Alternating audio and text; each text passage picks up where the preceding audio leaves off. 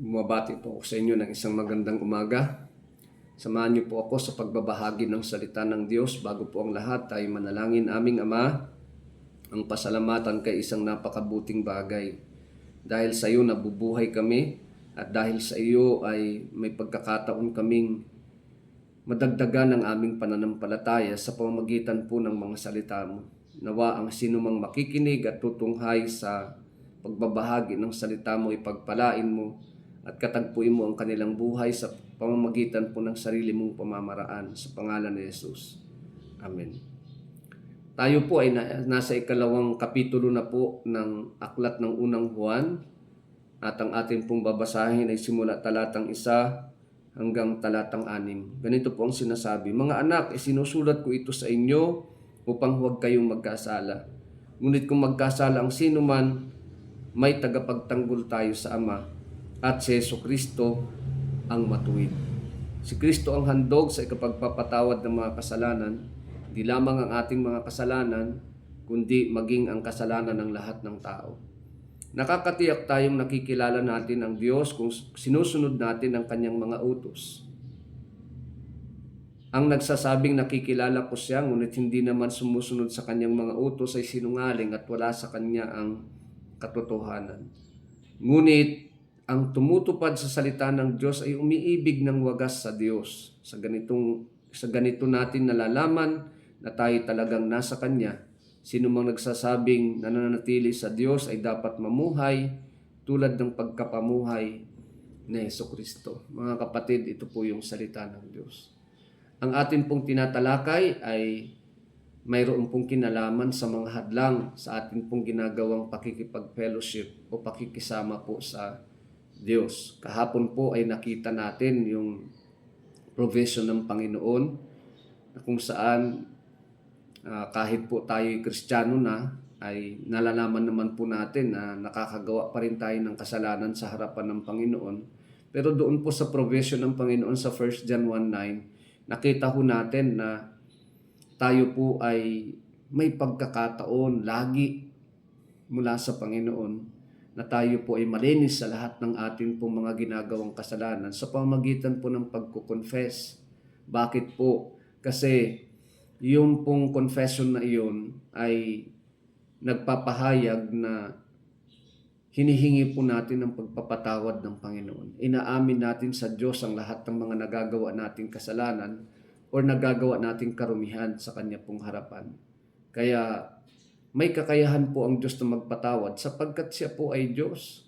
Siya lamang po ang nagbayad ng kasalanan mo at kasalanan ko doon sa krus ng Kalbaryo.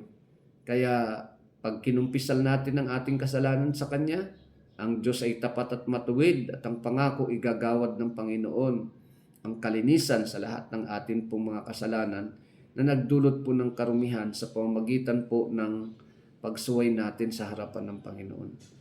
Kaya kung pipiliin po natin na ikumpisal ito, mararanasan po natin ang katuparan ng provision ng Panginoon.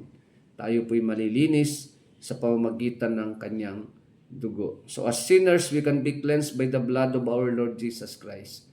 Now notice mga kapatid, tingnan niyo po yung sinasabi ni Apostle John. We can only be cleansed by means of confession. No? Malilinis lamang po tayo sa lahat ng ating pong karumihan, sa lahat ng ating kasalanan, kapag pinili po natin na ikumpisal ito sa Panginoon. Pero kapag pinili po natin ang kasalanan, hindi ho tayo mapapatawad. Those who live in darkness are those who have chosen not to recognize and confess their sin. No? Yun pong mga taong nabubuhay sa kadiliman, ay pinipili po nilang hindi ikumpisal sa Diyos ang kanilang kasalanan, at pinipili po nilang magpatuloy sa paggawa po ng masama. Paano po sila mapapatawad doon sa kanilang mga kasalanan kung hindi po nila nire-recognize yung kayang gawin ng Panginoon sa kanilang buhay? Alam nyo mga kapatid sa Panginoon, sino man tayong nakikinig, ano man po ang ating kalalagayan sa buhay, ang katotohanan po sa ating mga tao, kailangan po natin ang Diyos. Kasi kung hindi po natin kailangan ang Diyos sa buhay natin, ito po ay maghahatid sa atin ng kadiliman, maghahatid po ng pagkakagapos, anumang kasamaan sa ating pong buhay. Pero kapag pinili po natin ang Panginoong Jesucristo, tayo po ay mapapatawad, malilinis sa ating karumihan, at kapag tayo po'y napatawad, tayo po'y magkakaroon ng maayos na pakikipag-fellowship sa harapan ng Panginoon. Sa mga nakikinig na po na Kristiyano na tayo, mga kapatid, wag naman ho nating i-practice na sinasabi natin Kristiyano na tayo, may sama pa rin kayo ng loob, may galit pa rin kayo, meron kayong taong hindi nyo gustong kausap, may tao pa rin kayong ayaw nyong lapitan, iniiwasan ninyo, sapagkat meron kayong karga-kargang galit at puot sa inyong puso. Mga kapatid, paano tayo makakapagtago sa Diyos? Gayong alam ng Panginoon ang ating buhay. Alam ng Diyos ang nasa kalooban natin. Kaya nga, kapag Kristiyano tayo, may provision na eh. Ikumpisal mo, ipahayag mo na agad sa Panginoon upang maalis ang anumang kabigatan. Kapag naranasan mong pinatawad ka ng Panginoon, magagawa mo ring patawarin ang kapwa mo tao. Pero paano ka makakapagpatawad kung hindi mo patatawarin ng Panginoon? At ganoon din naman, paano mo mararanasan ang pagpapatawad ng Diyos kung hindi ka magpapatawad sa kapwa mo? Kaya mga kapatid, huwag tayong magpaka-plastic sa harapan ng Panginoon. Kasi wala pong ibubungang mabuti ito sa ating pong buhay. Sa halip po ay magpakatotoo tayo sa harapan ng Panginoon. In chapter 2, dito po sa atin pong binasa, John tells us that he writes his letter so his readers will turn from their sin. Dito po sa Kapitulo 2, makita ho natin na may pakay po si Apostle John. Bakit niya po sinulat at sinusulat ang mensaheng ito sa atin? Ano po ang pakay niya? Upang ang kanyang mga mambabasa, ang mga magbabasa, ang mga makikinig ng kanyang sulat na ito, ng salita ng Diyos na ito, ay tumalikod na po sa kasalanan. Magawang talikuran ang kasalanan. Ganun po dapat sa kasalanan. Tinatalikuran ito. Hindi po ito niyayakap, hindi po ito pinagtatagal, kundi tinatalikuran po ang kasalanan. Kinukumpisal ang kasalanan. Pinapahayag ang Diyos, pinagsisisihan po ang kasalanan. At ang ano po ang kanyang pangalawang purpose? And to continue to live holy and obedient lives. No? Upang tayo po ay makapamuhay ng may kabanalan, at the same time maging masunuring mga anak ng Diyos. The knowledge that God is a holy God should drive us to living holy lives ourselves. No? Yun po yung napakaganda, na kapag alam mo at kilala mo kung sino ang Diyos na pinaglilingkuran mo, at kung alam natin at kilala natin na ang Diyos ay Diyos ng kabanalan, Diyos na banal, ito po yung magdadrive sa atin. Ito yung magmotivate po sa atin na mabuhay ng may kabanalan at maging masunuring mga anak ng Diyos. Yung mga tao pong gumagawa ng masama, hindi po sila aware about the sovereignty of God, about who God is, about po doon sa pagiging Diyos ng kaliwanagan ng Panginoon, about po dito sa ang Diyos ay banal. Hindi po sila aware dyan. Dahil kung alam po nila yan, hindi po sila gagawa ng masama. Pero ang ginagawa po nila ay kasamaan dahil po ayaw nilang lumapit sa Diyos, ayaw nilang ikumpisal ang kanilang kasalanan sa Diyos, ayaw nilang talikuran ang kanilang mga kasamaan, kaya po nagagapos sila ng kasalanan, nananatili ang mga bisyo, nananatili po ang anumang kalikuan sa kanilang buhay kasi pinipili po nila ang dilim, pinipili po nilang maging malayo sa Diyos, pinipili po nilang gapusin sila ng kasamaan, gapusin sila ng anumang karumihan sa kanila pong buhay. At nawa po sa ating pakikinig, maunawaan niyo po at makilala natin kung sino po ang Diyos. Ang Diyos po ay liwanag.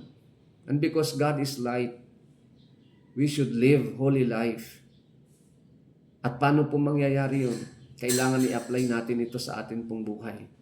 Paano natin maya-apply? Siyempre sa pamamagitan po ng mga salita ng Diyos na magbibigay sa atin ng kakayahan para po ang salita niya ay maunawaan natin, may apply natin sa pang-araw-araw nating pamumuhay. Kasi ang katotohanan po, kahit Kristiyano na tayo, nagkakasala pa rin tayo. Kaya po si Apostle John, meron po siyang pagtuturo talaga sa atin dito, na hindi lamang niya sinight sa atin yung kanyang purpose kung bakit niya po sinulat ang mensaheng ito, kundi ang sinasabi niya po sa atin, and if anyone sins, sabi po ni Apostle John, We have an advocate. Pag sinabi ho nating advocate, one who speaks to the Father for our defense. No?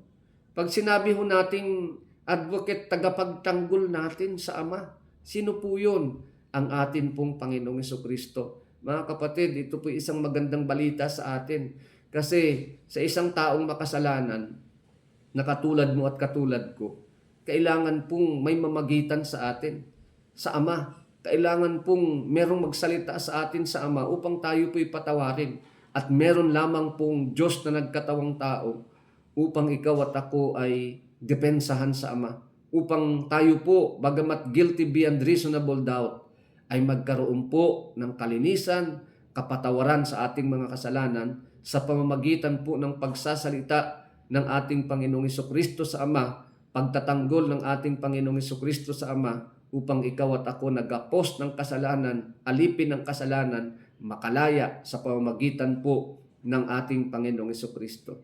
Napakabuti po ng ating Panginoon. Siya lamang po ang makakagawa nito sa atin. When we sin, we can come immediately to Him. Kapag tayo po'y nagkasala at nagkakasala, huwag na nating patagalin. Lapit na kaagad sa Panginoon. Why? Because He alone can cleanse us from our sin. Siya lamang po ang makakapagbigay ng kalinisan sa ating mga kasalanan. He alone can restore us to communion with the light. Siya lamang po ang makakapagpanumbalik sa atin, sa ating pakikipag-fellowship sa ating Panginoong Diyos bilang Diyos ng kaliwanagan. Meron po akong nababalitaan na sinasabing Kristiyano pagkatapos nawala sa paglilingkod, na sidetrack ang buhay, nakagawa ng immoralidad, bumagsak sa immorality. Mga kapatid sa Panginoon, hanggat may buhay tayo, meron po tayong pagkakataon na lumapit sa Panginoon. Kung kayo po ay isa sa mga nakaka-relate sa atin pong ibinabahagi, sa halip na piliin po natin ang kasamaan at kasalanan, lumapit na po tayo sa Panginoon. Kasi ang pakay po ni Apostle John kung bakit niya po sinusulat at ibinabahagi sa atin ng mensaheng ito, upang talikuran na ho natin ang kasalanan. Hanggat niyayakap po ang kasalanan, mananatiling alipin ka nito. Hanggat pinipili mo ang kadiliman, mananatili kang gapos ng kadiliman. Ngunit kapag pinipili po nating lumapit, tanggapin ang salita ng Diyos, ipahayag ang ating mga kasalanan sa harapan ng Panginoon, lahat po ng lumalapit, nangungumpisal, lahat po ng umaamin ng kasalanan, nakakaranas ng pagpapatawad ng Panginoon, nakakaranas po ng kalinisan sa pamamagitan po ng dugo lamang ng ating pong Panginoong Jesucristo. That forgiveness is offered freely to all men. Ito pong pagpapatawad na ito ng Panginoon na sinasabi po ni Apostle John ay kanya pong iniaalok sa lahat ng tao. Kanya pong ino-offer ito sa lahat ng tao. So, ibig sabihin, kahit sino ka man, ano man ang kalalagayan mo, mayaman, mahirap, nagkasala, nagkakasala, guilty po tayo lahat sa kasalanan, ano ang dapat nating gawin? Meron pong absolute na offer ang Panginoon sa atin. Pangkalahatang mensahe sa atin ng Panginoon. Ano yon? Na kahit sino ka man, ano man ang lahi mo, ano man ang lingwaheng meron ka, nag-aalok ng Panginoon, ang Panginoon ng pagpapatawad sa kasalanan mo at kasalanan ko. No one is without excuse. All can be forgiven if they come to Him. Wala po tayong maidadahilan. Bakit? Kasi ang pagpapatawad nga ng Diyos, iniaalok niya sa lahat ng tao eh. Ba't ka magtatagal sa kasalanan kung nag-aalok ang Panginoon ng pagpapatawad sa iyo? Ba't ka magtatagal sa kasalanan kung nag-aalok ng kaliwanagan ang Diyos sa iyo? Ba't ka magtatagal sa kasamaan mo kung nag-aalok ang Diyos ng kalinisan sa kasalanan mo? Kapatid, ito na yung panahon. Lapit tayo sa Panginoon. Kung Kristiyano ka, magpaka-Kristiyano ka. Huwag mo tayong magplastikan dito mga kapatid. Kasi ang hirap pong maglingkod sa Panginoon na meron po tayong mga daladalang galit po o tinanakit. Kristiyano na tayo, hanggang ngayon hindi ka pa rin makapagpatawad. Kristiyano na tayo, meron ka pa rin taong ayaw mong kausap. Kristiyano na tayo hanggang ngayon. Marami tayong mga taong iniiwasan. Kristiyano na tayo, ang tagal-tagal na yung galit na yan, yung puot na yan. Hindi mo magawang magpatawad, kapatid sa Panginoon. Sinasabi mong sumasamba ka sa Diyos. Kasinungalingan yung sinasabi mo. Yan po yung sinasabi ni Apostle John. If we claim to have fellowship with the light, but walk in darkness, We are liars, mga kapatid. Sinungaling tayo. Hindi tayo nagsasabi ng totoo. Kaplastikan lang yung pinapakita nating simba tayo ng simba. Pero may galit naman tayo, may puot naman tayo, hindi tayo makapagpatawad. Kasinungalingan po yan. Makakapagtago ba tayo sa Diyos? Hindi. Kaya hindi natin nararanasan po yung fullness of joy from the Holy Spirit. Why? Because of our sins. The unconfessed sins. Yung mga grudges na yan, yung mga galit na yan, yung mga puot na yan. Ba't hindi mo i-let go yan? Nakakabigat sa buhay mo yan.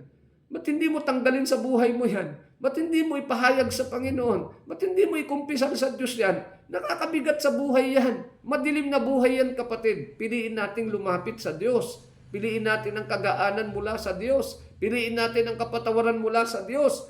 Siya lang ang makakapagbigay niyan, kapatid. Hindi mo masusumpungan sa kapwa mo tao yan.